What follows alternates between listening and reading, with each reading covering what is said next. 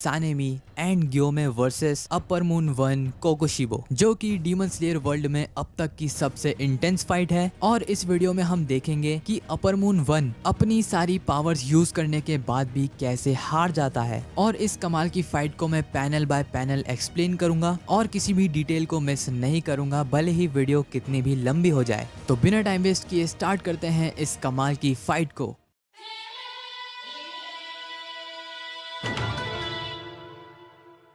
तो पिछले पार्ट में हम लोगों ने देखा था कि गियू और तांजीरो की अकाजा फाइट की वजह से हालत बहुत ज्यादा ही खराब हो चुकी है और इसलिए अब उन दोनों को ही चिंता थी कि वो बाकी के अपर मून्स को कैसे हराएंगे, जबकि अपर मून 3 ने ही उनकी 12 बजा दी। लेकिन तभी मैसेंजर क्रो उन्हें आकर बताता है कि शिनोबु, कानाओ और इनोस्के ने अपर मून 2 डोमा को हरा दिया है, जिससे तांजीरो और गियू दोनों को ही शांति मिलती है। और इसी पॉइंट पर शुरू होती है Obanai Mitsuri versus upper moon 4। Fight की शुरुआत में मित्सुरी ढूंढ लेती है नाकीमे को, जो कि पूरे इन्फिनिटी कैसल को मैनिपुलेट कर रही थी और सारे डीमन स्लेयर्स के लिए मुश्किलें बढ़ा रही थी। जैसे ही ओबोनाई नाकीमे को देखता है, वो समझ जाता है कि ये तो अपर मून 4 है और कहता है कि अपर मून 4 को तो तोकितो ने हरा दिया था, तो इसका मतलब नाकीमे बस एक रिप्लेसमेंट है। वहीं मित्सुरी ये सोच रही थी कि शिनोबु ने अपनी लाइफ को सैक्रिफाइस कर दिया, जबकि वो तो उससे भी छोटी है, तो अपर मून 4 को मारना अब उसकी रिस्पॉन्सिबिलिटी है। और वो अपना बेस्ट देने के लिए कूद पड़ती है नाकीमे पे और अपनी लव ब्रीदिंग से वो नाकीमे पर अटैक कर देती है। लेकिन नाकीमे, जो कि पूरे इन्फिनिटी कैसल को मैनिपुलेट कर सकती है, वो मित्सुरी के सामने एक दीवार खड़ी कर देती है, जिससे टकराकर मित्सुरी अपना अटैक नहीं कर पाती और ओबनाई के सामने उसकी बेइज्जती हो जाती है, जिससे वो काफी ज्यादा एम्बैरेस हो चुकी थी। कि तभी ओबनाई उसे गिरने से बचा लेता है और मित्सुरी से कहता है कि तुम्हें ध्यान देने की जरूरत है, अभी हमें पता नहीं है कि हमारा अपोनेंट क्या कर सकता है, इसलिए ध्यान से देखो और शांत रहने की कोशिश करो। जिस पर मित्सुरी को काफी ज्यादा शर्म आती है कि वो इतना बच्चों जैसा काम कैसे कर सकती है। तभी जिस डोर पे वो लोग खड़े थे वो खुल जाता है, लेकिन वो दोनों भी हाशिराज हैं, तो वो बड़ी आसानी से ही बच जाते हैं। लेकिन नाकीमे बार बार उन दोनों को परेशान करने के लिए इन्फिनिटी कैसल को मैनिपुलेट कर रही थी, लेकिन मित्सुरी अपनी फ्लेक्सिबिलिटी की वजह से और ओबनाई अपनी स्पीड की वजह से नाकीमे के हर हमले को डिफ्लेक्ट कर देते हैं। लेकिन तभी जिस फ्लोर पर मित्सुरी खड़ी थी, वो फ्लोर बड़ी ही तेजी से मित्सुरी को सीलिंग की तरफ ले जाती है और बस मित्सुरी छत से टकराने ही वाली थी, तभी वो बड़ी मुश्किल से बच पाती है। और मित्सुरी समझ जाती है कि नाकीमे जैसे चाहे वैसे इन्फिनिटी कैसल को मैनिपुलेट कर सकती है, और ये समझने के बाद मित्सुरी अगेन नाकीमे पर हमला कर देती है। और जब मित्सुरी फिर से नाकीमे पर अटैक करती है, तब अगेन नाकीमे एक विंडो खोल देती है, जिसके थ्रू मित्सुरी नीचे गिर जाती है। जिसके बाद ओबनाई यूज करता है snake breathing second form small snakes poison fang, जो अटैक बहुत ही पावरफुल था और नाकीमे का गला काट सकता था। लेकिन अटैक हिट करने से पहले ही नाकीमे अपनी मैनिपुलेशन की मदद से खुद को बचा लेती है। जिसके बाद कहीं पर हम देखते हैं गियोमे और मुइचिरो को, जो कि इन्फिनिटी कैसल में भाग रहे थे और वो मुजान किबुत्सुजी से काफी ज्यादा क्लोज थे। लेकिन तभी नाकीमे की मैनिपुलेशन से एक दीवार मुइचिरो से टकरा जाती है और उसे लेकर किसी और रूम में फेंक देती है, जिससे गियोमे और मुइचिरो अलग हो जाते हैं। और मुइचिरो जिस रूम में एंटर करता है, वहां पर वो देखता है एक अपर मून को, अपर मून 1 कोकुशिबो। कोकुशिबो का सबसे पहला रिएक्शन होता है कि तुम तो जाने पहचाने लगते हो, और दूसरी तरफ मुइचिरो को रियलाइज होता है कि वो अपर मून 1 के सामने खड़ा है, जिससे वो काफी ज्यादा घबरा जाता है। अपर मून 1,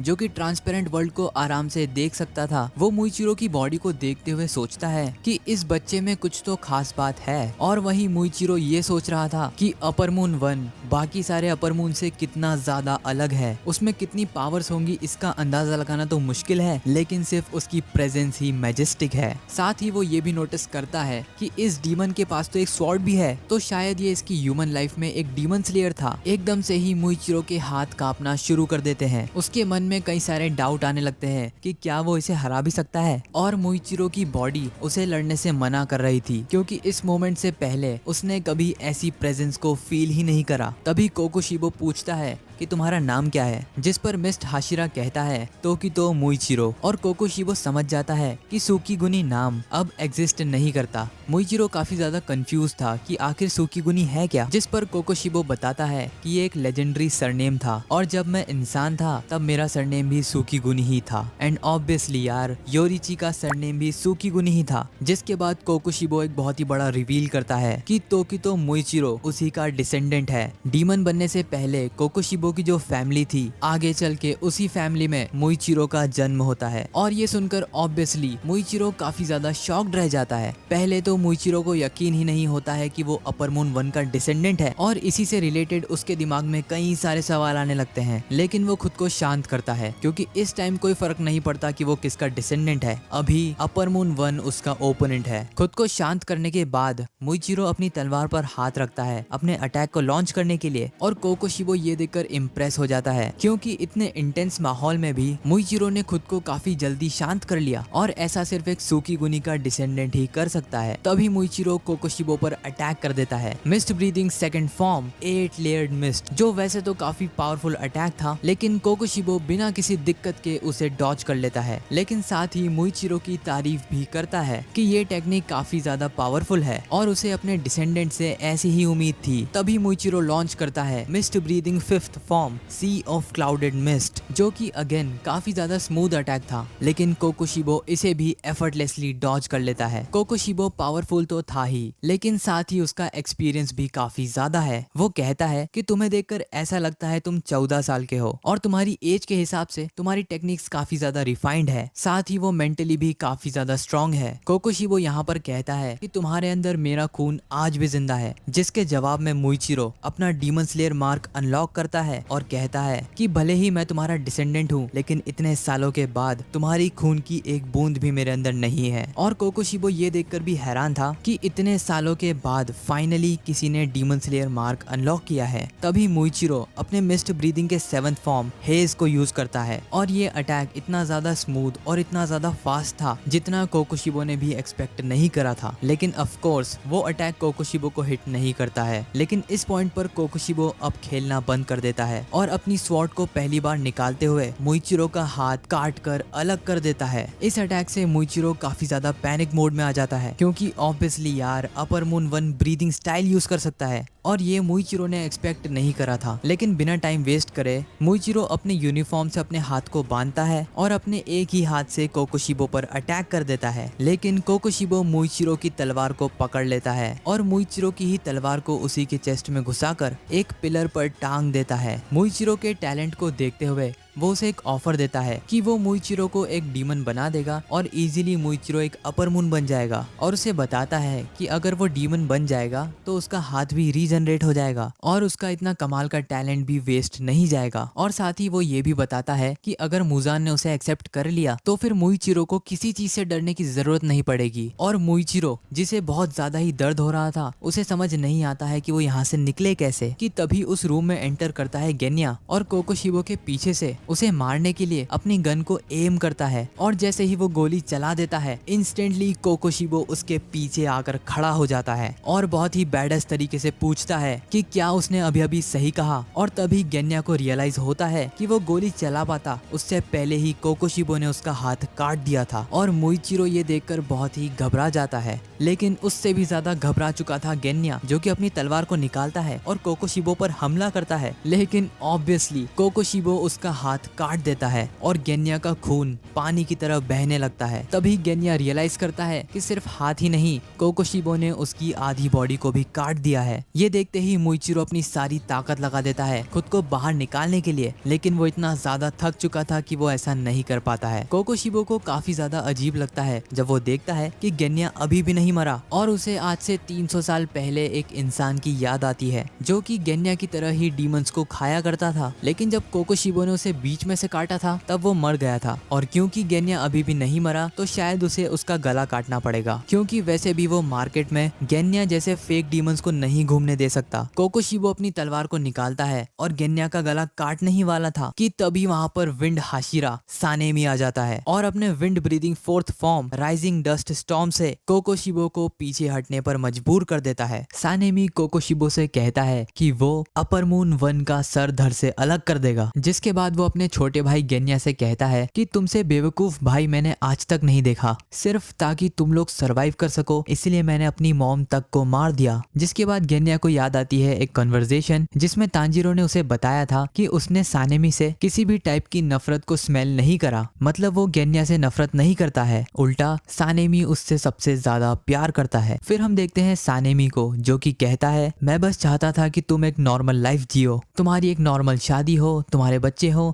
और तुम एक दिन बूढ़े हो जाओ और अपनी फैमिली से उतना प्यार करो जितना प्यार तुम हमसे नहीं कर पाए। लेकिन फिर भी गेन्या ने डीमन स्लेयर बनने का रास्ता चुना। लेकिन जो भी हो वो किसी भी डीमन को अपने भाई को हाथ नहीं लगाने देगा, भले ही वो अपर मून 1 क्यों ना हो। और ये सुनते ही गेन्या रोने लगता है। वहीं कोकोशिबो कहता है कि 2 डीमन स्लेयर भाइयों को देखकर मेरी यादें ही ताजा हो गई। फिर गुस्से में सानेमी कोकोशिबो पर चिल्लाता है और उस पर अटैक कर देता है। इसके जवाब में कोकोशिबो भी अपनी तलवार को स्विंग करता है, लेकिन सानेमी नीचे झुककर उसके पैरों के नीचे से ही निकल जाता है और यूज करता है विंड ब्रीदिंग के फर्स्ट फॉर्म डस्ट रिल विंड को, जिससे बचने के लिए कोकोशिबो को हवा में कूदना पड़ता है। जिसके बाद फाइनली सानेमी और कोकोशिबो की तलवारें आपस में टकराती है और उसकी तलवार को देखकर सानेमी का पहला रिएक्शन होता है कि ये तलवार कितनी ज्यादा डिस्गस्टिंग है, क्योंकि कोकोशिबो की तलवार में काफी सारी आंखों जैसे पैटर्न्स थे और पूरी तलवार में नसें दौड़ रही थी, मानो जैसे वो तलवार जिंदा हो। जिसके बाद कोकोशिबो यूज करता है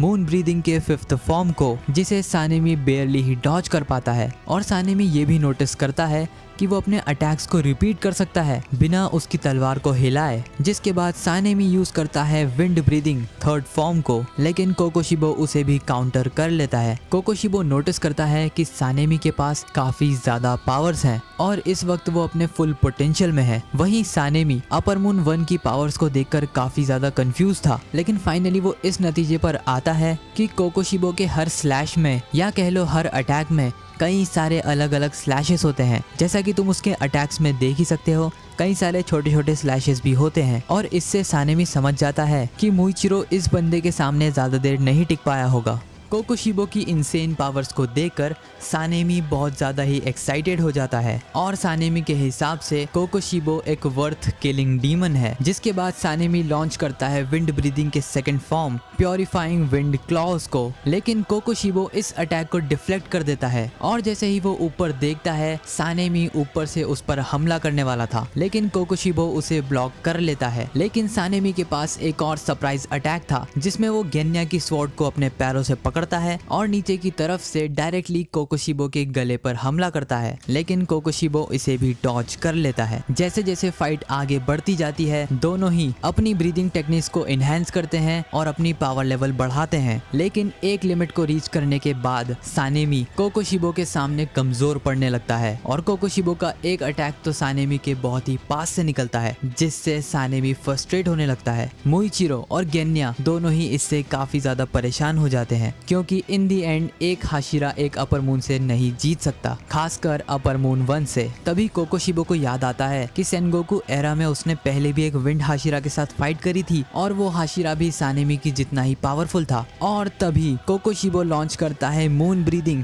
6th form solitary moon in eternal night AVC. इस अटैक के अंदर कई सारे पावरफुल स्लैशेस थे और ये अटैक सानेमी को डायरेक्टली हिट करता है और उसकी बॉडी पर कई सारे गहरे निशान छोड़ देता है। इस अटैक से रूम के अंदर जितने भी पिलर्स थे वो सभी भी कट जाते हैं। गेन्या जो कि ये अटैक देखकर घबरा चुका था, वो अपने बड़े भाई को देख ही नहीं पा रहा था क्योंकि वो जमीन पर कटा हुआ पड़ा है और उसके सामने एक पिलर है जिस वजह से उसे सानेमी नहीं दिख रहा, जिससे वो काफी ज्यादा टेंशन में आ जाता है। जिसके बाद हम देखते हैं सानेमी को जो कि पूरी तरीके से शॉक्ड है ये देखकर कि उसकी पूरी बॉडी पर हर जगह कट्स ही कट्स हैं। फिर कोकोशिबो सानेमी की तारीफ करता है क्योंकि काफी टाइम बाद कोकोशिबो ने इतना लंबा बैटल करा है। साथ ही कोकोशिबो ये भी कहता है कि अगर तुम हिले तो तुम्हारी बॉडी के सारे ऑर्गन्स बाहर निकल जाएंगे। लेकिन तभी कोकोशिबो को अजीब सी फीलिंग आने लगती है और वो समझ ही नहीं पाता कि ये आखिर है क्या, जिस पर सानेमी हंसने लगता है क्योंकि सानेमी का ब्लड सबसे ज्यादा रेयर है और सभी डीमंस बस इसे खाना चाहते हैं। और तभी सानेमी कोकोशिबो पर हमला कर देता है और हंसते हुए सानेमी बताता है कि उसके खून की खुशबू से कोई भी डीमन कॉन्सेंट्रेट कर ही नहीं पाता और एक अपर मून तक इस ब्लड को रेजिस्ट नहीं कर सकता। और कोकोशिबो समझ जाता है कि ये बंदा झूठ नहीं बोल रहा है। फिर हम सानेमी का फ्लैशबैक देखते हैं जब सानेमी को पहली बार पता चला था कि उसका ब्लड इतना ज्यादा रेयर है। उसकी मॉम जब एक डीमन बन गई थी और अपने ही बेटे पर हमला कर चुकी थी, तब सानेमी के ब्लड की वजह से उसकी मॉम पहले से ज्यादा कमजोर और स्लो हो गई थी, जिस वजह से वो अपनी डीमन बन चुकी मॉम को मार पाया। जिसके बाद से अपने ब्लड की मदद से सानेमी ने कई सारे डीमंस को हंट करना शुरू कर दिया और उसे बस एक ही चीज पता थी कि डीमंस को मारने के लिए उन्हें सूरज के सामने लाना होता है और सानेमी वही करता था, बिना ये जाने कि डीमन स्लेयर्स नाम की भी कोई ऑर्गेनाइजेशन है। हालांकि ऐसा करने के दौरान किसी डीमन को रात भर संभाले रखना एक बच्चे के लिए बहुत ही मुश्किल होता था। ऊपर से वो अपनी मॉम की वजह से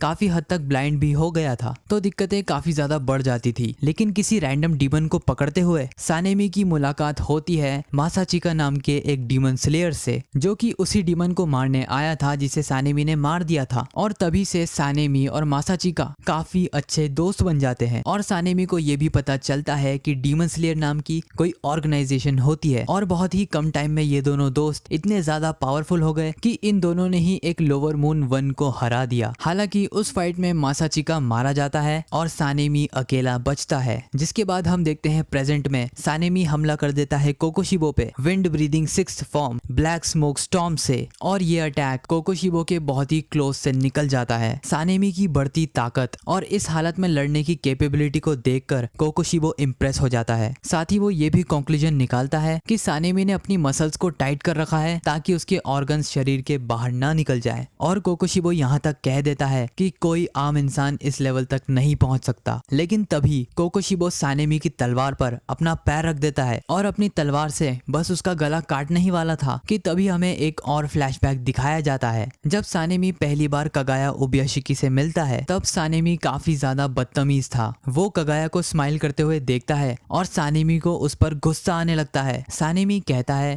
कि तुम डीमन स्लेयर्स को हथियार की तरह यूज करते हो और खुद बस अपने मेंशन में बैठे हुए स्माइल करते हो। ये सुनते ही स्टोन हाशिरा गियोमे को गुस्सा आ जाता है और वो शिनाजुगावा सानेमी से कहता है कि तुम्हें थोड़ी तमीज सीखनी चाहिए और दूसरों से कैसे बातें करते हैं ये भी सीखना चाहिए। लेकिन कगाया गियोमे को रोक देता है और सानेमी से कहता है कि आई एम सॉरी। वो बहुत ही कमजोर बॉडी के साथ पैदा हुआ है, इतनी ज्यादा कमजोर कि वो तलवार को 5 बार स्विंग भी नहीं कर सकता, तो वो फिजिकली तो किसी काम का नहीं है। लेकिन कगाया से जो भी चीजें हो सकती है वो सब करने की कोशिश करता है। साथ ही कगाया ये भी कहता है कि अगर वो मारा भी जाए तब भी कोई फर्क नहीं पड़ेगा क्योंकि उसकी जान की कीमत किसी डीमन स्लेयर से ज्यादा नहीं है। कगाया कहता है कि ये उसी की गलती है, मासाचिका की मौत के इतनी जल्दी उसने सानेमी को बुला लिया। ऊपर से सानेमी को कगाया से रिलेटेड मिसअंडरस्टैंडिंग भी हो गई है। सानेमी जैसे ही मासाचिका का नाम सुनता है वो पूरी तरीके से कंफ्यूज्ड हो जाता है कि आखिर कगाया को किसी रैंडम डीमन स्लेयर का नाम कैसे पता। जिस पर शिनोबु की बड़ी बहन कानाए कहती है कि कगाया सामा को हर डीमन स्लेयर का नाम पता है। तभी कगाया खड़ा होता है और सानेमी के पास आकर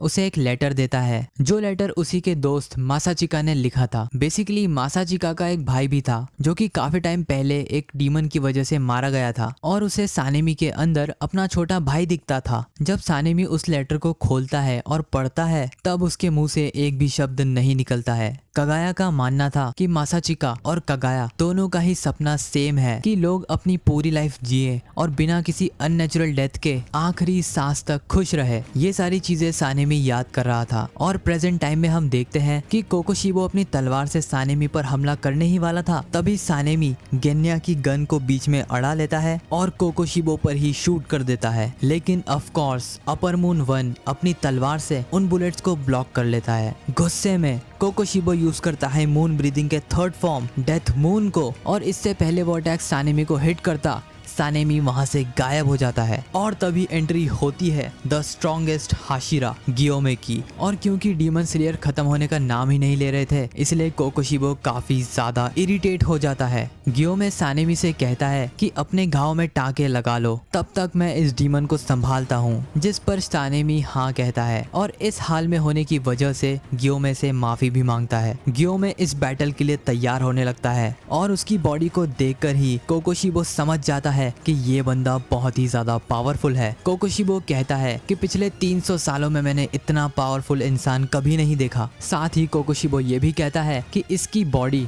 अटमोस्ट लिमिट यानी कि इसकी पावर के पीक पर है। गियोमे अपने वेपन को बहुत जोर से घुमाने लगता है और बहुत ही ज्यादा गहरी सांसें लेने लगता है और कोकोशिबो अपने एनवायरनमेंट में ये फील कर पा रहा था कि सारी हवा का प्रेशर गियोमे की तरफ खिंचाने लगा है, इतनी जोर से वो ब्रीदिंग कर रहा था। बिना टाइम वेस्ट किए गियोमे अपना पहला अटैक कोकोशिबो पर करता है, जिसे ऑब्वियसली कोकोशिबो डॉज कर लेता है। लेकिन तभी सरप्राइज अटैक के तौर पे गियोमे दूसरी तरफ से अपनी एक्स को फेंकता है। इससे कोकोशिबो अपना डिफेंस भी प्रॉपरली नहीं कर पाता और उसे एक्स से बचना पड़ता है। तभी गियोमे अनलीश करता है stone breathing second form celestial surface smash, लेकिन कोकोशिबो इसे भी डॉज कर लेता है। तभी गियोमे की चेन्स कोकोशिबो के गले के आसपास एक सर्कल बना लेती है। जिन चेन्स को काटने की कोकोशिबो ट्राई भी करता है, लेकिन वो चेन्स इतनी ज्यादा पावरफुल थी कि कोकोशिबो उन्हें काट ही नहीं पाता और इन दी एंड उसे अटैक डॉज करना पड़ता है। फिर कोकोशिबो आगे रहकर अटैक करता है और गियोमे की गर्दन काटने की कोशिश करता है, लेकिन उसे हिट करने के जस्ट 1 सेकंड पहले ही गियोमे उस अटैक को डॉज कर लेता है और उल्टा हवा में जाकर कोकोशिबो पर ही हमला कर देता है, जो कि ऑलमोस्ट कोकोशिबो को हिट कर जाता है। जिसके बाद गियोमे अपनी चेन से कोकोशिबो की तलवार को पकड़ लेता है और जोर से खींचकर तोड़ भी देता है और तभी दोनों एक दूसरे के ऊपर ब्रीदिंग स्टाइल्स यूज करते हैं। गियोमे यूज करता है स्टोन ब्रीदिंग रैपिड कॉन्क्वेस्ट और कोकोशिबो यूज करता है मून ब्रीदिंग पर्ल फ्लावर्स। जिन अटैक्स का क्लैश बहुत ही भयानक होता है। जिसके बाद कोकोशिबो रिवील करता है कि वो अपनी तलवार को भी रीजनरेट कर सकता है और गियोमे, जो कि ये बात नहीं जानता था, उसके चेहरे पर एक कट आ जाता है। कोकोशिबो कहता है कि अगर तुम हमें मारोगे भी तब भी हम रीजनरेट कर सकते हैं, लेकिन तुम खुद को रीजनरेट नहीं कर सकते। जिसके बाद गुस्से में गियोमे बोलता है कि ये चीज उसने मुजान के लिए बचा कर रखी थी, लेकिन तुम मेरी उम्मीद से कुछ ज्यादा ही पावरफुल हो। और तभी गियोमे अनलीश करता है उसके डीमन स्लेयर मार्क को। तभी हम देखते हैं इनोस्के और कानाओ को, जो कि जेनित्सु और मुराता से मिलते हैं, जिन्होंने अभी अभी अपनी फाइट को कंप्लीट करा है। फिर हम देखते हैं मुइचिरो को, जो कि अपने एक ही हाथ से अपने अंदर घुसी तलवार को बाहर निकाल लेता है और ये काम करने में उसे बहुत ही ज्यादा दिक्कत आती है, लेकिन ऑब्वियसली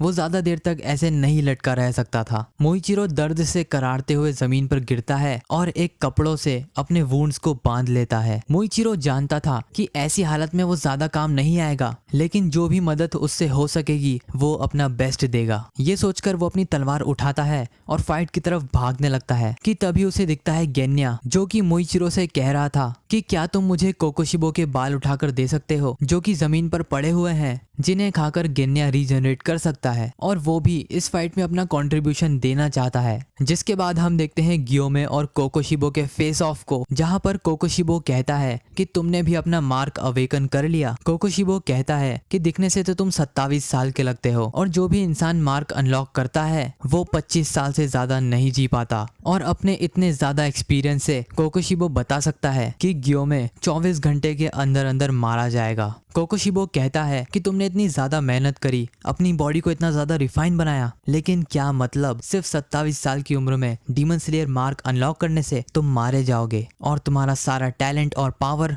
वेस्ट हो जाएगा। क्या तुम्हें नहीं लगता तुम्हें और ज्यादा जीना चाहिए? जिस पर गियोमे कहता है नहीं, मैं इस डीमन मार्क की स्टोरी के बारे में पहले से ही जानता हूँ। गियोमे कहता है कि मेरी लाइफ में ऐसा है ही क्या जिस वजह से मैं रिग्रेट करूँ। ऊपर से अगर तुम्हारी इतनी कमजोर विल पावर है तो तुम एक हाशिरा कभी नहीं बन पाओगे। और ये कहते हुए गियोमे को बहुत ज्यादा ही गुस्सा आ रहा था। फिर कोकोशिबो कहता है कि अगर तुम एक डीमन बन जाओ तो तुम अपनी बॉडी और अपनी टेक्निक्स को बचा सकते हो। इतनी छोटी सी चीज तुम्हें समझ में क्यों नहीं आ रही? फिर गियोमे कहता है कि तुम अपनी बकवास बंद करो और अपनी घटिया सी आइडियोलॉजी दूसरों पर थोपना बंद करो। साथ ही वो ये भी कहता है कि तुमने झूठ कहा। इतिहास में एक ऐसा भी बंदा था जिसने डीमन स्लेयर मार्क को अनलॉक किया और वो 25 साल से भी ज्यादा जिया। कोकोशिबो उसे बताने की कोशिश करता है कि 25 साल से ज्यादा कोई नहीं जिया, लेकिन तभी गियोमे स्माइल करते हुए कहता है कि कोई ना कोई तो होगा जो कि 25 साल से भी ज्यादा जिया होगा। कोकोशिबो ये सुनते ही चुप हो जाता है और गियोमे हंसते हुए कहता है, लगता है तुम समझ गए। इससे पहले गियोमे अपना सेंटेंस कंप्लीट कर पाता, कोकोशिबो जस्ट उसके सामने आकर उसका गला काटने ही वाला था कि गियोमे उसे ब्लॉक कर लेता है और स्टोन ब्रीदिंग से कोकोशिबो पर हमला करने लगता है। बाय द वे, अगर तुम लोग नहीं समझे तो यहाँ पर गियोमे योरिची की बात कर रहा था। वैसे तो तुम लोग समझ ही गए होगे, पर फिर भी मैंने बता दिया। सो खैर, फिर हम देखते हैं सानेमी को, जिसने अपने घाव पर टाके लगा लिए और अब वो बैटल के लिए तैयार है। साथ ही वो अनलॉक कर लेता है उसका डीमन स्लेयर मार्क और बिना टाइम वेस्ट करे सानेमी कोकोशिबो पर हमला कर देता है। और कोकोशिबो नोटिस करता है कि आज के टाइम के सारे हाशिरास के पास डीमन स्लेयर मार्क है। गियोमे और सानेमी दोनों ही सिंक में कोकोशिबो पर हमला करने लगते हैं और सानेमी बताता है कि गियोमे और सानेमी ने साथ में कई घंटों तक ट्रेनिंग करी है, जिससे वो एक दूसरे के साथ बहुत ही सिंक में अटैक कर सकते हैं। फिर हम देखते हैं कि मोइचिरो गेन्या के लिए कोकोशिबो के बाल ले आता है, जिन्हें खाते ही गेन्या इंस्टेंटली खुद को हील कर लेता है। और तभी गेन्या को एक आइडिया आता है कि क्यों ना वो कोकोशिबो की तलवार का टुकड़ा खा ले, जिससे उसे बहुत ही ज्यादा पावर्स मिल जाएंगी। लेकिन तभी गेन्या को एक आवाज आती है और ये डरावनी आवाज थी मुजान किबुत्सुजी की, जो कि कोकोशिबो से पूछ रहा था कि उसने कितने पिलर्स को मार दिया और उसे बता रहा था कि किसी भी हाशिरा को उसके पास न आने दे। और मुजान की आवाज सुनते ही गेन्या घबरा जाता है। कोकोशिबो गेन्या और सानेमी दोनों से ही इम्प्रेस हो जाता है और समझ जाता है कि ये सबसे ताकतवर हाशिराज में से हैं। खास तौर से कोकोशिबो गियोमे से impress. Big basket, everything you need, delivered now. कोकोशिबो गियोमे से इम्प्रेस होता है और ये नोटिस करता है कि गियोमे का वेपन उसके अंधे होने के बाद भी एनवायरनमेंट की सारी चीजें गियोमे को बता देता है, क्योंकि जब भी गियोमे अपने हथियार को फेंकता है उससे प्रोड्यूस्ड वाइब्रेशन से गियोमे अपने ओपोनेंट के डिस्टेंस को जज कर पाता है और उन्हीं वाइब्रेशन से वो पूरे एनवायरनमेंट की पिक्चर अपने दिमाग में बना पाता है। कोकोशिबो सोचता है कि उसे सानेमी पर हमला करना चाहिए और उसकी तलवार को तोड़ देना चाहिए और वो करता भी वैसा ही है। लेकिन सानेमी बहुत ही तेजी से उल्टा कोकोशिबो की तलवार को जमीन पर टच करवा देता है और अपनी विंड ब्रीदिंग से कोकोशिबो के गले पर एम करता है और कोकोशिबो के डॉज करने के बाद भी वो उसके कई सारे बाल काट देता है। और कोकोशिबो समझ जाता है कि मार्क अनलॉक होने के बाद सानेमी और भी ज्यादा पावरफुल हो गया है। कोकोशिबो सानेमी के अटैक से रिकवर कर भी नहीं पाया था कि तभी गियोमे अपनी एक्स से उस पर हमला करता है और कोकोशिबो का कान काट देता है। इसी को मौका देखकर सानेमी अपने विंड ब्रीदिंग के थर्ड फॉर्म को यूज करता है, लेकिन कोकोशिबो उसे डॉज कर लेता है। जिसके बाद गियोमे और सानेमी एक कॉम्बिनेशन अटैक करते हैं, जिसमें गियोमे यूज करता है स्टोन ब्रीदिंग के फर्स्ट फॉर्म को और सानेमी यूज करता है विंड ब्रीदिंग के सेवंथ फॉर्म को। लेकिन इस अटैक से वो सिर्फ कोकोशिबो की किमोनो को ही काट पाते हैं। वहीं दूसरी तरफ हम देखते हैं कि गियोमे और सानेमी की बॉडी पर कट्स ही कट्स आ जाते हैं, और ऐसा इसलिए क्योंकि कोकोशिबो अपनी स्वॉर्ड को और भी ज्यादा डिमोनिक बना लेता है और गुस्से में कोकोशिबो कहता है कि अगर वो सानेमी और गियोमे को मार देगा तो बाकी हाशिरास को मारना काफी आसान हो जाएगा। फिर हम देखते हैं सानेमी को, जो कि बहुत ही ज्यादा फ्रस्ट्रेटेड था क्योंकि उसके सीधे हाथ की इंडेक्स फिंगर और लिटिल फिंगर दोनों ही कट चुकी थी। लेकिन और भी ज्यादा फ्रस्ट्रेटिंग बात तो ये है कि अगर कोकोशिबो के अटैक से गियोमे उसे बचाता नहीं तो सानेमी अपने दोनों हाथों को खो चुका होता, और ये बात सानेमी अच्छी तरीके से जानता है। जिसके बाद हम देखते हैं कगाया ओबयाशिकी के बेटे किरिया को, जिसकी बड़ी बहन उससे कहती है कि क्या अपर मून 1 को मारने के लिए गियोमे और तांजीरो को भी हमें भेजना चाहिए, क्योंकि अपर मून 1 बहुत ही ज्यादा पावरफुल है। जिस पर किरिया साफ मना कर देता है और कहता है कि गियो और तांजीरो दोनों मुजान की तरफ जाएंगे। मुझे पूरा भरोसा है कि गियोमे, सानेमी, मोइचिरो और गेन्या साथ मिलकर अपर मून 1 को हरा सकते हैं। जिसके बाद हम वापस से बैटल में देखते हैं कोकोशिबो अनलीश करता है उसके मून ब्रीदिंग 7th फॉर्म को, miss Fortune mirror lunar shine, जिससे बहुत ही स्पीड में कई सारी शॉकवेव्स गियोमे और सानेमी की तरफ बढ़ती हैं। बिना टाइम वेस्ट किए कोकोशिबो अनलीश करता है मून ब्रीदिंग के 8th फॉर्म को, जो अटैक ऑलमोस्ट सानेमी को हिट कर जाता है और उसके पैर पर कई सारे कट्स आ जाते हैं। और इससे सानेमी इतना ज्यादा फ्रस्ट्रेट हो जाता है कि उसे बहुत ज्यादा गुस्सा आने लगता है। वो अपनी सारी स्किल्स और सारी पावर्स को यूज कर रहा है सिर्फ कोकोशिबो से बचने के लिए, और एक्चुअली फाइट में किसी काम नहीं आ रहा, बस ग्योमे के लिए वर्डन बन रहा है। तभी कोकोशिबो अनलीश करता है मून ब्रीदिंग के 9th फॉर्म को, डिसेंडिंग मून परपेचुअल फेसेस, जिस अटैक से सानेमी की हालत और भी ज्यादा खराब हो जाती है। ये देखकर ग्योमे काफी ज्यादा टेंशन में आ जाता है और उसे बचाने के लिए उसकी तरफ बढ़ता है, लेकिन सानेमी कहता है कि मेरे बारे में भूल जाओ और इस अपर मून 1 को मारने की सोचो। तभी कोकोशिबो सानेमी को खत्म करने के लिए मून ब्रीदिंग के 10th फॉर्म को अनलीश करता है और वो अटैक ऑलमोस्ट सानेमी को हिट करने ही वाला था कि तभी वहां पर मुइचिरो आ जाता है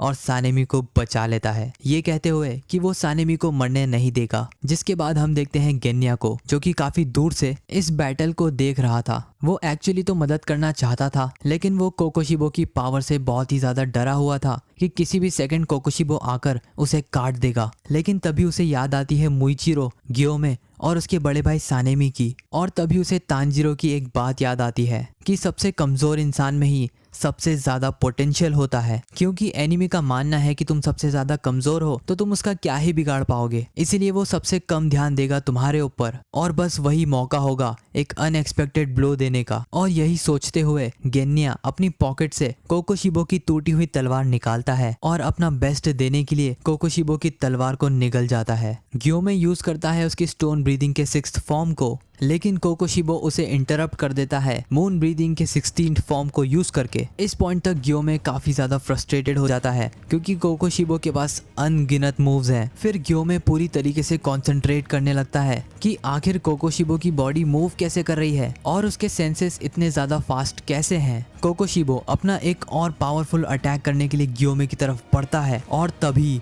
मात्र 1 सेकंड के लिए ही सही, लेकिन ग्योमे को दिखता है transparent world, the see through world, और ये देखकर ग्योमे पूरी तरीके से हैरान रह जाता है। फिर हम देखते हैं मुइचिरो को, जो कि कोकोशिबो पर एक सरप्राइज अटैक करने वाला था ताकि ग्योमे और सानेमी को एक ओपनिंग मिल सके और वो उस पर हमला कर सके। और इंस्टेंटली ग्योमे समझ जाता है कि मुइचिरो क्या करना चाहता है और यही बात वो सानेमी से कहता है। अब कोकोशिबो के ऊपर 3 तरफ से 3 हाशिराज हमला करने वाले थे, लेकिन कोकोशिबो इसे एक अपॉर्चुनिटी की तरह देखता है कि वो सारे हाशिराज को एक बार में ही खत्म कर देगा और इसके लिए वो यूज करता है मून ब्रीदिंग के 14th फॉर्म को। लेकिन समहाउ तीनों हाशिराज उस अटैक को डॉज कर लेते हैं और तभी ग्योमे अपनी माला का एक जुजू बीड कोकोशिबो के हाथ पर फेंकता है, जिससे कोकोशिबो कंफ्यूज हो जाता है और 1 सेकंड के लिए ही उसका ध्यान बढ़ जाता है। तभी सानेमी यूज करता है विंड ब्रीदिंग के 1st फॉर्म को, जिससे कोकोशिबो पीछे हटने पर मजबूर हो जाता है और एट द सेम टाइम ग्योमे अपने वेपन को कोकोशिबो पर फेंकता है और उसके राइट कंधे को पूरी तरीके से तबाह कर देता है। और वहीं दूसरी तरफ से मुइचिरो कोकोशिबो के पेट में अपनी तलवार घुसा देता है और कोकोशिबो ये देखकर शॉक्ड रह जाता है कि आखिर मुइचिरो ने उसके अटैक्स को डॉज कैसे करा। और फाइनली ये कंक्लूजन निकालता है कि मुइचिरो ने भी सी थ्रू वर्ल्ड यानी कि ट्रांसपेरेंट वर्ल्ड अनलॉक कर लिया है और साथ ही वो ये भी समझ जाता है कि ग्योमे ने भी सी थ्रू वर्ल्ड या ट्रांसपेरेंट वर्ल्ड को अनलॉक कर लिया है। लेकिन इंस्टेंटली कोकोशिबो अपना हाथ हील कर लेता है और बस वो मून ब्रीदिंग के 16th फॉर्म को यूज करने ही वाला था कि हम देखते हैं गेन्या को, जिसने कोकोशिबो की तलवार खा ली है और अब काफी ज्यादा डिमोनिक दिख रहा है और उसकी गन भी पूरी तरीके से चेंज हो चुकी है। गेन्या कोकोशिबो पर एम करता है और शूट कर देता है, लेकिन कोकोशिबो उन गोलियों को ब्लॉक कर लेता है और तभी वो बुलेट्स कोकोशिबो की तलवार से टकराकर अपना डायरेक्शन चेंज कर देती है और कोकोशिबो की बॉडी में घुस जाती है। और कोकोशिबो नोटिस करता है कि गेन्या की जो गन है वो पूरी तरीके से ट्रांसफॉर्म हो गई है और गेन्या भी अब पहले से कहीं ज्यादा डिमोनिक दिख रहा है। तभी उन बुलेट के अंदर से या कह लो कोकोशिबो के अंदर से कई सारे पेड़ों की ब्रांचेस निकलने लगती है, जिससे कोकोशिबो हिल नहीं पाता और एक जगह ही फंस जाता है। कोकोशिबो समझ जाता है कि एक ब्लड डिमन आर्ट है, इसका मतलब गेन्या ने उसके बाल और उसकी ब्रोकन स्वॉर्ड को खा लिया है। लेकिन उससे क्या फर्क पड़ता है, अभी ग्योमे और सानेमी जस्ट उसके सामने हैं और उस पर अटैक करने ही वाले हैं। और इसी मोमेंट पे कोकोशिबो को बहुत टाइम के बाद अपनी जान का खतरा महसूस होता है और तभी उसे याद आता है कि आखिरी बार उसे अपनी जान का डर कब लगा था, आज से तकरीबन 400 साल पहले, जब वो अपने भाई योरीची से मिलता है, जो कि उस टाइम तक बहुत ज्यादा ही बूढ़ा हो गया था और उसकी एज 80 साल से भी ज्यादा की थी। और ये ऑब्वियसली काफी ज्यादा शॉकिंग था, क्योंकि जिन लोगों लोगों के पास भी डीमन स्लेयर मार्क होता है वो 25 साल से ज्यादा नहीं जी पाते। योरिची कोकोशिबो से कहता है कि भाई ये बात दिल दहला देने वाली है। यहाँ पर कोकोशिबो पूरी तरीके से कंफ्यूज था कि उसे आखिर करना क्या चाहिए। ना उसे योरिची पर गुस्सा आ रहा था और ना ही उसे मारने का मन कर रहा था। लेकिन तभी योरिची अपनी तलवार को पकड़ता है और फाइटिंग स्टांस लेता है, जो कि इतना ज्यादा डरावना था कि कोकोशिबो के भी पसीने निकल जाते हैं। इंस्टेंटली योरिची कोकोशिबो का गला काट देता है। कोकोशिबो का गला ऑलमोस्ट पूरा कट चुका था। जैसे ही कोकोशिबो को रियलाइज होता है कि उसका छोटा भाई उससे भी ज्यादा स्ट्रांग है, भले ही कोकोशिबो डीमन बन चुका है तब भी वो योरिची की पावर के आसपास भी नहीं है। और ये सोचते ही फिर से सारी बचपन की जेलेसी और हेटरेट कोकोशिबो के दिमाग में आने लगती है। कोकोशिबो की पूरी इच्छा थी कि वो योरिची को मार दे, लेकिन ऑब्वियसली वो ऐसा नहीं कर सकता। ऐसा तो मुजान भी नहीं कर सकता। इसलिए कोकोशिबो जानता था कि योरिची के अगले अटैक में वो उसे मार देगा। लेकिन योरिची अगला अटैक करता ही नहीं है, या कह लो कर ही नहीं पाता है, क्योंकि उस जगह खड़े खड़े ही योरिची की मौत हो जाती है। मर जाने के बाद भी योरिची अपने पैरों पर अभी भी खड़ा था। और फिर हम देखते हैं प्रेजेंट टाइम में कोकोशिबो जोर से चिल्लाता है और उसकी बॉडी से कई सारे स्लैशेस बाहर निकलते हैं, जिससे सारे डीमन स्लेयर्स कट जाते हैं और कोकोशिबो की बॉडी में से कई सारे ब्लेड्स बाहर निकल जाती है।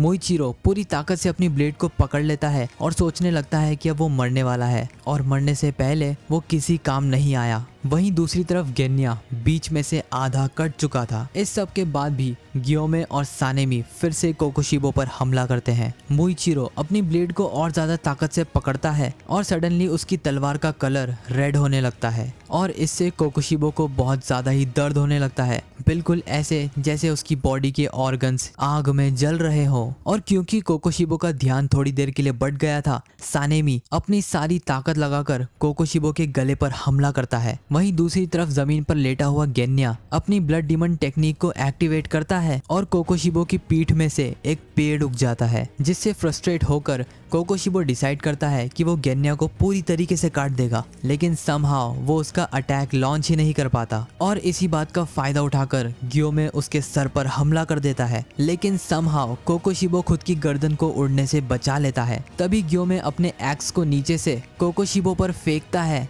लेकिन कोकोशिबो अपनी तलवार से उसे भी ब्लॉक कर लेता है और गुस्से में चिल्ला पड़ता है क्योंकि वो अपने ब्लड डीमन आर्ट को एक्टिवेट ही नहीं कर पा रहा था। तभी कोकोशिबो की नजर जाती है मोइचिरो की तलवार पर, जो कि अब रेड कलर की हो चुकी थी। उसे अपने पास्ट की एक मेमोरी याद आती है, जहां पर वो अपने भाई योरिची से पूछता है कि आखिर तुम अपनी सक्सेसरशिप किसे दोगे, क्योंकि इस दुनिया में कोई भी अपने जितना पावरफुल नहीं है।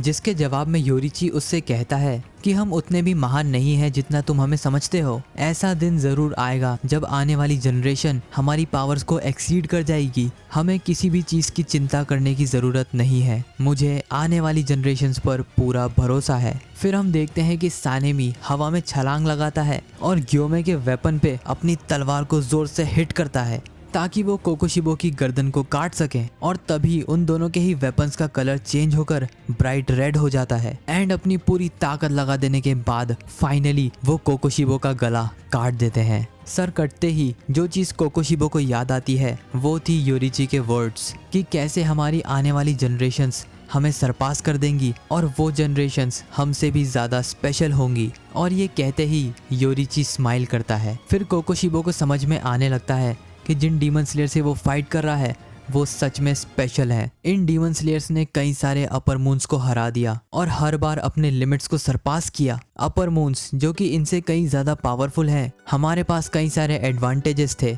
जैसे कि ब्लड डीमन आर्ट और रीजनरेशन, लेकिन इस सब के बावजूद भी इन नॉर्मल ह्यूमंस ने हमें हरा दिया। यहाँ तक कि इन्होंने अपने हथियारों को भी ब्राइट रेड कर दिया, जबकि ये तो सन ब्रीदिंग भी यूज नहीं करते। फिर कोकोशिबो सोचता है कि हमारी अगली जनरेशन हमसे पावरफुल होगी, इसमें आखिर अच्छी बात क्या है, क्योंकि कोकोशिबो को हारना बिल्कुल पसंद नहीं। इसीलिए सर कट जाने के बाद भी वो अपनी बॉडी को मूव करता है। गियोमे समझ जाता है कि अभी भी कोकोशिबो नहीं मरा, इसीलिए वो सानेमी को बार बार अटैक करते रहने के लिए कहता है। साथ ही ये भी कहता है कि हम गेन्या और मोइचिरो के सैक्रिफाइस को खाली नहीं जाने देंगे। और ये सुनते ही सानेमी की आंखों में से आंसू आने लगते हैं और वो बहुत ही गुस्से में विंड ब्रीदिंग के 8th फॉर्म फर्स्ट गेल फ्लैश को अनलीश करता है और गियोमे यूज करता है स्टोन ब्रीदिंग के 5th form stone wheel of justice को। कोकोशिबो समहाउ इन दोनों अटैक से डॉज कर लेता है और मोइचिरो का हाथ भी काट देता है और उसकी ब्लेड को अपनी बॉडी में से निकालने लगता है और धीरे धीरे कोकोशिबो का सर वापस से रीजनरेट होने लगता है और पूरी तरीके से रीजनरेट होने के बाद हम देख सकते हैं कोकोशिबो का असली फॉर्म, जो कि बिल्कुल भी कोकोशिबो की तरह नहीं दिख रहा था। ये वाला फॉर्म पूरी तरीके से एक मॉन्स्टर की तरह दिख रहा था। लेकिन गियोमे और सानेमी रुकने का नाम ही नहीं ले रहे थे। वो कंटिन्यूसली उस पर हमला करने की कोशिश कर रहे थे और कोकोशिबो को ये यकीन हो जाता है कि अब वो इन दोनों से तो नहीं हारने वाला। लेकिन तभी वो सानेमी की तलवार में अपना रिफ्लेक्शन देखता है और उसे बिल्कुल यकीन नहीं होता कि ये कोकोशिबो है और कोकोशिबो को योरिची की बातें याद आने लगती है।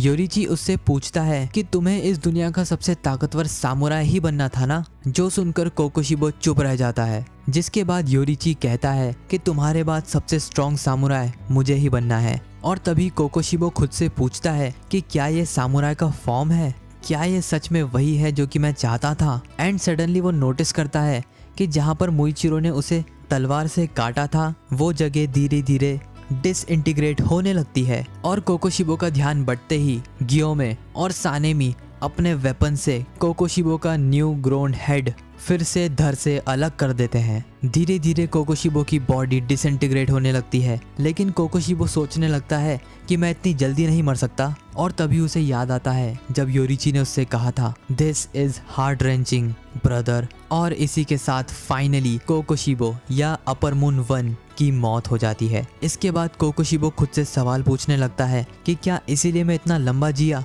क्या मेरा डीमन बनने का कारण ये था कि मैं मरने से डरता था? क्या मुझे ताकत की इतनी भूख थी कि मैंने कई इंसानों को मार दिया? कोकोशिबो को खुद के एक्शंस पर शर्म आती है और फाइनली वो समझ जाता है कि वो बस योरिची की तरह बनना चाहता था। जिसके बाद हमें दिखाई जाती है कोकोशिबो और योरिची की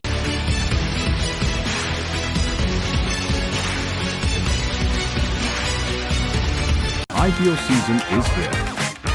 Explore all open and upcoming IPOs on Grow.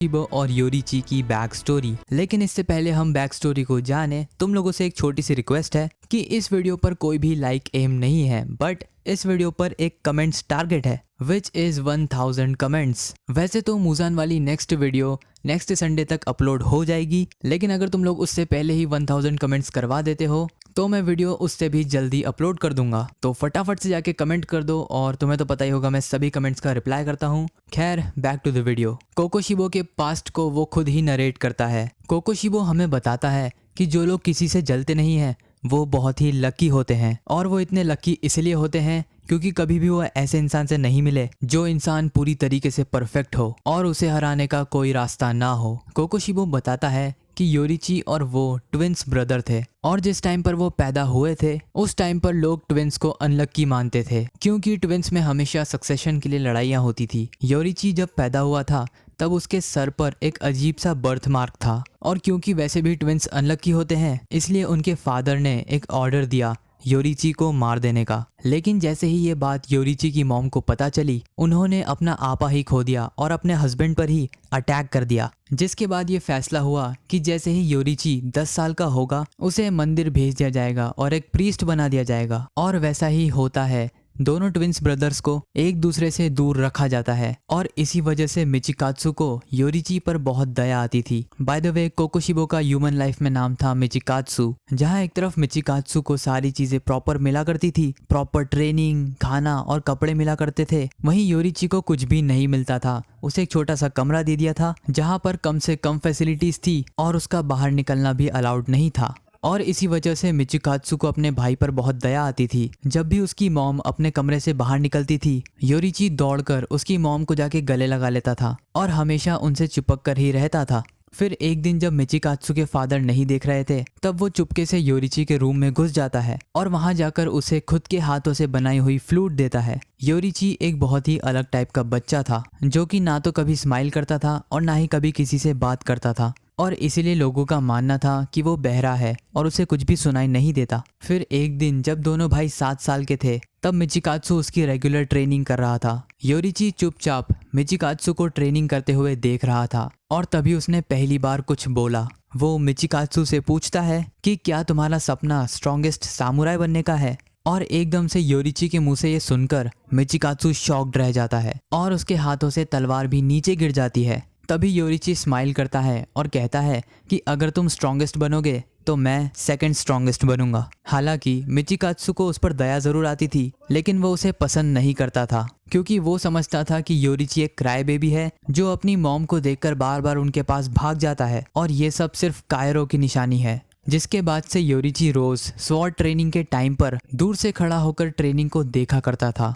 और एक दिन मिचिकात्सु के ट्रेनर को उस पर दया आती है और वो योरिची से भी कहता है कि तुम भी एक बार स्वॉर्ड चला कर देखो। वो योरिची को सिखाता है कि स्वॉर्ड कैसे पकड़ते हैं और एक बेसिक स्टैंस भी सिखाता है। फिर वो ट्रेनर योरिची से कहता है कि अपनी पूरी ताकत लगाओ और मुझ पर हमला करो, और योरिची वैसा ही करता है। मिचिकात्सु और उसका ट्रेनर शॉक रह जाते हैं ये देखकर कि योरिची बहुत ही स्पीड में 4 बहुत ही पावरफुल अटैक्स उस ट्रेनर पर करता है, जिससे वो ट्रेनर जमीन पर गिर के बेहोश हो जाता है। और ये काम एक 7 साल का बच्चा पहली बार तलवार को हाथ में लेकर करता है। जिसके बाद से योरिची का इंटरेस्ट सामुराई बनने में रहा ही नहीं। उसने जब ट्रेनर को मारा तब उसे बहुत ही बुरा लगा और अंदर से अलग ही गिल्ट फील हुआ। एंड ऑब्वियसली मिचिकात्सु जानना चाहता था कि आखिर योरिची ने ऐसा करा कैसे, जिस पर फाइनली योरिची बता देता है कि जैसे ही ट्रेनर ने सांस ली तो उसकी लंग्स एक्सपैंड हो गई और ट्रेनर के मसल के मूवमेंट से योरिची को पता चल गया कि वो कब और कैसे अटैक करने वाला है।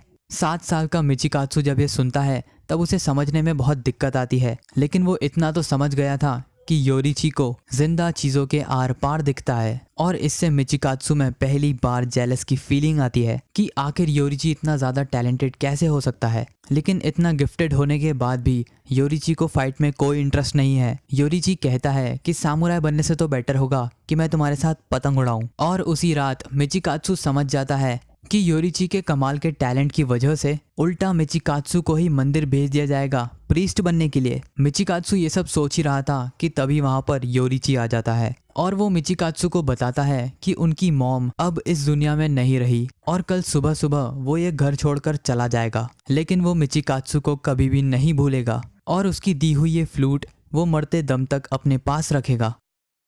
जिसके बाद अगले दिन मिचिकात्सु उसकी मॉम की लिखी हुई डायरी एंट्री पढ़ता है, जिसमें उसकी मॉम ने लिखा था कि योरिची जानता है उसके टैलेंट की वजह से अगला सक्सेसर उसे बनाएंगे और यही वो कारण था जिस वजह से योरिची घर छोड़कर चला गया। साथ ही उसे ये भी पता चलता है कि उसकी मॉम का लेफ्ट साइड काफी हद तक पैरालाइज हो गया था, जिस वजह से जब भी योरिची उन्हें देखता था तो वो उनके लेफ्ट साइड को सपोर्ट करने के लिए उनके पास दौड़ा हुआ आता था। और मिचिकात्सु को समझ में आता है कि योरिची डरपोक नहीं था, एक्चुअली में वो इतना ज्यादा समझदार था कि उसे पता था कि उसकी मॉम को एक बीमारी है और 10 सालों से बीमारी होने के बाद भी मिचिकात्सु को कभी समझ में आया ही नहीं। मिचिकात्सु की जेलसी इस लेवल तक पहुंच गई कि बस वो चाहता था योरिची मारा जाए। फिर उसके फादर ने ये डिसाइड किया कि वो योरिची को अगला सक्सेसर बनाएंगे और इसके लिए उन्होंने अपना एक आदमी भेजा टेम्पल में। लेकिन योरिची कभी टेम्पल आया ही नहीं और सभी लोग ये सोचने लगे कि उसका कोई हादसा हुआ है और वो मारा गया है। और योरिची जो कि जिंदा था उसने फिर कभी अपनी एग्जिस्टिंग फैमिली से कांटेक्ट करने की कोशिश नहीं करी। ये सब हो जाने के 10 साल बाद हम देखते हैं कि मिचिकात्सु की अब शादी हो चुकी है और उसकी एक फैमिली भी है। लेकिन एक दिन मिचिकात्सु और उसके सैनिकों का सामना हो जाता है एक बहुत ही ताकतवर डीमन से। वो डीमन मिचिकात्सु के सारे लोगों को मार देता है और बस मिचिकात्सु को भी मारने ही वाला था कि तभी वहां पर योरिची आ जाता है और सिर्फ एक ही स्लाइस में उस डीमन को काट देता है। योरिची अपने भाई से माफी मांगता है क्योंकि वो बहुत ही ज्यादा लेट आया और मिचिकात्सु के सैनिकों को नहीं बचा पाया। और जैसे ही मिचिकात्सु देखता है कि योरिची उससे बहुत ज्यादा पावरफुल है, उसी सेकंड से उसके शांति और सुकून वाले दिन खत्म हो जाते हैं। उसकी जेलसी के कारण मिचिकात्सु अपनी फैमिली को छोड़ देता है और योरिची की तरह एक डीमन स्लेयर बन जाता है। वहां पर उसे पता चलता है कि योरिची ने ही सबको ब्रीदिंग स्टाइल सिखाई है। योरिची से पहले सारे डीमन स्लेयर्स सिर्फ अपनी रॉ स्ट्रेंथ पर ही डिपेंडेंट रहते थे, लेकिन योरिची उन्हें सिखाता है सन ब्रीदिंग। हालांकि सन ब्रीदिंग इतनी ज्यादा पावरफुल टेक्निक है कि उसे कोई भी डीमन स्लेयर नहीं सीख पाता, इसलिए सभी डीमन स्लेयर्स खुद की एक अलग सन ब्रीदिंग से डिराइव टेक्निक बनाते हैं, जैसे fire breathing, water breathing, thunder breathing etcetera. और ये सारी चीजें उन्हें योरिची सिखाता है, जिससे डीमन स्लेयर्स की पावर तो बढ़ ही जाती है, साथ ही मिचिकात्सु का डीमन स्लेयर मार्क भी अनलॉक हो जाता है। मिचिकात्सु खुद योरिची का ट्विंस ब्रदर होने के बाद भी वो सन ब्रीदिंग नहीं सीख पाता है, और ना चाहते हुए भी उसे खुद की एक टेक्निक बनानी पड़ती है विच इज मून ब्रीदिंग, जो कि ऑब्वियसली सन ब्रीदिंग से कमजोर है। फिर सारे डीमन स्लेयर को धीरे धीरे पता चलता है कि डीमन स्लेयर मार्क अनलॉक करने की एक कीमत भी है और वो है उनके लाइफ स्पैन, और अब वो सिर्फ 25 साल तक ही जी सकते हैं। और जैसे ही ये न्यूज़ सारे डीमन स्लेयर्स में फैलती है सभी डीमोटिवेट हो जाते हैं, क्योंकि डीमन स्लेयर की सबसे ताकतवर जनरेशन कुछ ही सालों में ख़त्म हो जाएगी। और मिचिकात्सु भी इस चीज़ से परेशान था। जिसके बाद मिचिकात्सु की मुलाकात होती है मुजान किबुत्सुजी से, और वो उसे अमर बनने के बदले डीमन बनने का ऑफर देता है। और थोड़ा ही सोचने के बाद मिचिकात्सु उस ऑफर को एक्सेप्ट कर लेता है, जिसके बाद मिचिकात्सु बन जाता है अपर मून 1 कोकोशिबो। जिसके बाद वो demon slayer course of course छोड़ देता है और उल्टा उन्हें हंट करना शुरू कर देता है। एंड फाइनली कोकोशिबो की अगली मुलाकात योरिची से होती है जब वो 80 साल से भी ज्यादा का हो जाता है। योरिची बस एक ही झटके में कोकोशिबो का आधे से ज्यादा गला काट देता है और अपने बुढ़ापे की वजह से अपने पैरों पर ही खड़ा योरिची मारा जाता है, वो भी अनडिफीटेड। यहाँ तक कि मुजान भी उसे एक स्क्रैच भी नहीं दे पाया। और इतनी ज़्यादा परफेक्शन से कोकोशिबो कुछ ज़्यादा ही जेलस था, और कोकोशिबो को इतना ज़्यादा गुस्सा आता है कि वो योरिची के मरे हुए शरीर पर अपना सबसे पावरफुल अटैक कर देता है। हालांकि कोकोशिबो को सबसे बड़ा झटका लगता है जब योरिची को काट देने के बाद उसके कपड़ों में से एक लकड़ी की बनी फ्लूट निकलती है, जो कि खुद मिचिकात्सु ने ही उसे दी थी। और 7 साल की उम्र में ही योरिची ने उसे बताया था कि वो इस फ्लूट को मरते दम तक अपने पास रखेगा, और वैसा ही होता है। ये देखकर कोकोशिबो की आंखों में से आंसू आने लगते हैं कि उसका भाई डीमन बनने के बाद भी उससे कितना ज़्यादा प्यार करता था। लेकिन योरिची के हर चीज़ में परफेक्ट होने की वजह से कोकोशिबो अभी भी उससे चिढ़ता था। कोकोशिबो 400 सालों से भी ज़्यादा जिंदा रहा, लेकिन कभी भी वो योरिची का फेस भुला नहीं पाया। योरिची बिल्कुल ही सूरज की तरह था, और उसके आसपास के लोग हमेशा चाहते थे कि योरिची उनके साथ ही रहे। लेकिन कोकोशिबो, जो कि हमेशा उसके भाई को सरपास करना चाहता था, अंत में वो मारा गया और गायब हो गया। और ऐसा करने की प्रोसेस में कोकोशिबो ने अपना घर, अपनी फैमिली और अपनी इंसानियत तीनों को छोड़ दिया। योरिची को मिटाना तो दूर की बात, योरिची की बनाई हुई ब्रीदिंग, सन ब्रीदिंग को भी कोकोशिबो और मुजान मिलकर भी नहीं मिटा पाए। जबकि मुजान और कोकोशिबो दोनों की ही पूरी कोशिश थी कि सारे सन ब्रीदिंग यूजर्स को मार दें। और मिचिकात्सु के आखिरी समय में वो योरिची से पूछता है कि हम दोनों ट्विन ब्रदर थे, फिर भी हम में इतना फर्क क्यों था। और योरिची से ये पूछते हुए कोकोशिबो डिसइंटीग्रेट हो जाता है। लेकिन यहाँ पर हम ये भी देखते हैं कि कोकोशिबो के मरने के बाद भी उसके कपड़ों में से वही फ्लूट मिलती है जो कि उसने योरिची को दी थी, और बाद में योरिची को मारते टाइम तक ये उसके पास थी। कोकोशिबो भले ही डिसइंटीग्रेट हो गया था, लेकिन सानेमी अभी भी अंधाधुन उस पर हमला कर रहा था, और गियोमे उसे रोकता है। साथ ही ये देखता है कि सानेमी ऑलरेडी बेहोश हो गया है, और अपनी बेहोशी की हालत में भी वो कोकोशिबो से फाइट कर रहा है। ये देखकर गियोमे बहुत ही टेंशन में आ जाता है। तभी गियोमे की नजर पड़ती है गेन्या पर, जो कि ऐसी हालत में अभी भी जिंदा था। गियोमे दौड़कर गेन्या के पास जाता है, जिसकी हालत बहुत ही खराब थी, लेकिन फिर भी गेन्या जिंदा था। और वो गियोमे से कहता है कि मुझे छोड़िए और तोकितो सान की मदद कीजिए। और गेन्या को इतनी बुरी हालत में देखकर गियोमे रो पड़ता है। फिर गियोमे सानेमी को गेन्या के पास लेटा देता है, और जैसे ही गेन्या देखता है कि सानेमी जिंदा है, उसे बहुत ही रिलीव फील होता है। जिसके बाद गियोमे जाता है मुइचिरो के पास। गियोमे देखता है कि मुइचिरो की आधी बॉडी कटी हुई है और वो खुली आंखों से सीलिंग की तरफ देख रहा है। एंड हाँ, इस पॉइंट तक मुइचिरो की मौत हो चुकी है, और मुइचिरो को इस हालत में देखकर गियोमे बहुत ही इमोशनल हो जाता है। फिर गियोमे मुइचिरो की आंखें बंद करते हुए कहता है कि तुम्हारे और गेन्या के बिना हम अपर मून 1 को कभी नहीं हरा पाते। जिसके बाद वो मुइचिरो की आंखें बंद कर देता है। जिसके बाद गियोमे रोते हुए कहता है कि आज ही हम मुजान को हरा देंगे, और उसे मार देने के बाद हम तुमसे मिलने जरूर आएंगे। इस ऐप के हजारों अच्छे रिव्यूज हैं, और मुझे अब पता चला क्यों।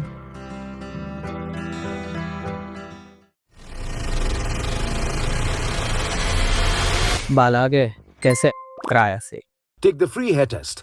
उनसे मिलने जरूर आएंगे।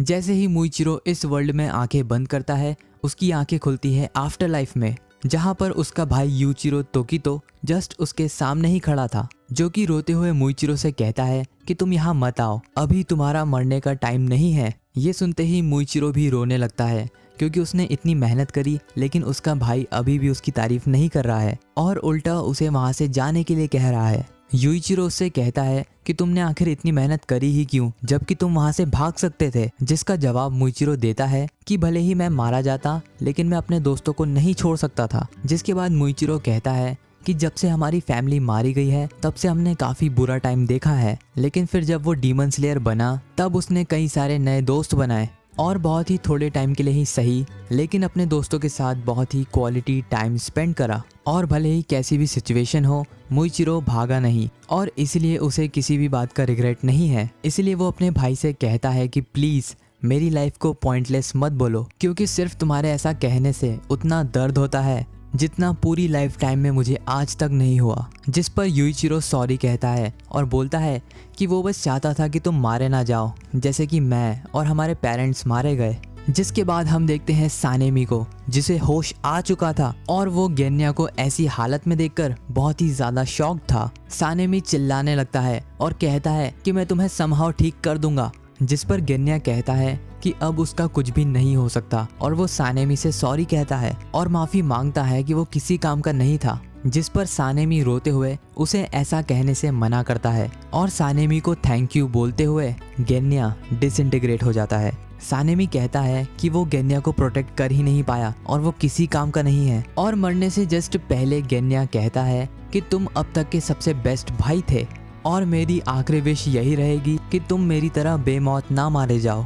और इतना कहते ही गेन्या पूरी तरीके से डिसइंटीग्रेट हो जाता है। ये सुनते ही सानेमी बहुत ज़्यादा इमोशनल हो जाता है और रोने लगता है एंड फाइनली वो अपने आखिरी बचे फैमिली मेंबर को भी खो देता है। लेकिन गियोमे सानेमी के पास आता है और कहता है कि अभी भी लड़ाई खत्म नहीं हुई है, खड़े हो जाओ सानेमी, अभी हमें मुजान को भी मारना है ताकि हम मुइचिरो और गेन्या के सैक्रिफाइस को खाली न जाने दें। फिर डीमन स्लेयर क्रो सभी में मैसेज फॉरवर्ड कर देता है कि गेन्या और मुइचिरो दोनों ही मारे जा चुके हैं, पर साथ ही अच्छी खबर ये भी है कि अपर मून 1 भी मारा जा चुका है। ये बात सुनते ही तांजिरो के सामने गेन्या और मुइचिरो की यादें आने लगती है और वो रोने लगता है और सोचने लगता है कि फ्रीडम के लिए वो सारे लोग मारे जा रहे हैं जो कि फ्रीडम डिजर्व करते थे। और तभी तांजिरो को वो लेटर याद आता है जो कि रेंगोकू के भाई सेंजुरो ने उसे भेजा था। उस लेटर में लिखा था कि सन ब्रीदिंग के एक्चुअल में 13 फॉर्म्स हैं, लेकिन तांजिरो को उनमें से सिर्फ 12 ही आते हैं। तभी हम देखते हैं किराया उबियाशिकी को, जो कि अब बहुत ही ज़्यादा टेंशन में था क्योंकि मुजान थोड़ी ही देर में रिकवर करने वाला था। तभी किराया की बड़ी बहन उसे बताती है कि डीमन स्लेयर्स का फर्स्ट ग्रुप मुजान की लोकेशन पर पहुंच चुका है और जो डीमन स्लेयर्स का दूसरा ग्रुप है वो भी बहुत पास है और बस पहुंचने ही वाला है। जैसे ही किराया को ये पता चलता है, वो घबराहट में सभी को ऑर्डर देता है कि मुजान के पास न जाए और वो अपनी बड़ी बहन से कहता है कि सारे डीमन स्लेयर्स को ऑर्डर दो कि वो मुजान की लोकेशन से जितना हो सके उतना दूर रहे, क्योंकि अगर वहाँ पर कोई हाशिरा नहीं होगा तो मुजान सभी को मार देगा। जिसके बाद हम देखते हैं कि डीमन स्लेयर का एक पूरा ग्रुप मुजान की लोकेशन पर पहुंच चुका है और सभी ने मुजान के ककून को घेर लिया है और वो लोग सोचते हैं कि यही सही टाइम है इस ककून पर हमला करने का। लेकिन तभी मुजान किबुत्सुजी अपनी एंट्री लेता है। वो अपने ककून में से बाहर निकलता है और देखता है कई सारे नूब डीमन स्लेयर्स को जो कि उसे मारने का प्लान कर रहे थे। मुजान 1 सेकंड से भी कम टाइम में सारे डीमन स्लेयर्स को मार देता है और किरिया सभी को वहां से निकलने का ऑर्डर देता है, लेकिन तब तक वहां कोई बचा ही नहीं था और मुजान डीमन स्लेयर्स के साथ साथ डीमन स्लेयर क्रो को भी मार देता है। फिर मुजान अपनी बैडएस एंट्री लेता है, ये कहते हुए कि मैं हजारों सालों से जिंदा हूँ, कि मुझे इतनी ज्यादा भूख लग रही थी कि अब मैं किसी को भी खा लूं, मुझे वो टेस्टी ही लग रहा है। जिसके बाद मुजान कगाया उबियाशिकी को थैंक यू कहता है इतने सारे डीमन स्लेयर्स को उसका खाना बनाने के लिए। जिसके बाद मुजान तारीफ करता है कगाया के सक्सेसर की। उसे नहीं पता कि वो कगाया का बेटा है या उसकी बेटी, लेकिन जो भी है वो बहुत ही कमाल का काम कर रहा है। इसीलिए सभी को मारने के बाद वो उसे स्पेशल ऑफर देगा एक अपर मून डीमन बनने का। क्योंकि उसी की वजह से उसके सारे अपर मून्स मारे गए हैं। और हम देखते हैं कि मूजान ने कई सारे डीमन स्लेयर्स को खा लिया है और अपनी पूरी पावर वापस से रिकवर कर ली है। जिसके बाद किरिया सभी को ऑर्डर देता है, स्पेशली सेकंड ट्रूप को ऑर्डर देता है कि वो मूजान के पास न जाए, क्योंकि वैसे भी बिना हाशिरा के मूजान सभी को कच्चा चबा जाएगा। फिर हम देखते हैं मूजान को, जो कि लेडी टामाया को ऑलमोस्ट एब्जॉर्ब कर चुका था, और वो टामाया से कहता है कि तुम्हारी जो मेडिसिन थी डीमन को इंसान बनाने वाली, वो किसी भी काम की नहीं थी। जिस पर लेडी टामायो कहती है कि आज ही का वो दिन होगा मूजान जब तुम मारे जाओगे। जिसके जवाब में मूजान कहता है कि यही सेम चीज मुझे हजारों लोग बोल चुके हैं, लेकिन अनफॉर्चुनेटली आज तक मैं कभी नहीं मरा। और उसके बाद मूजान कहता है कि अब तुम्हारा टाइम आ चुका है अपने बच्चों और अपने हस्बैंड के पास जाने के लिए, जिन्हें खुद तुमने ही मारा था। और इतना कहते ही मूजान तामायो के सर को पूरी तरीके से क्रश कर देता है, और तामायो को मारते ही योशिरो को एकदम से झटका लगता है और वो जमीन पर गिर जाता है, क्योंकि उसे पता चल गया था कि लेडी टामायो मारी जा चुकी है। योशिरो की आंखों में से आंसू आने लगते हैं और वो अपने दांतों को पीसते हुए कहता है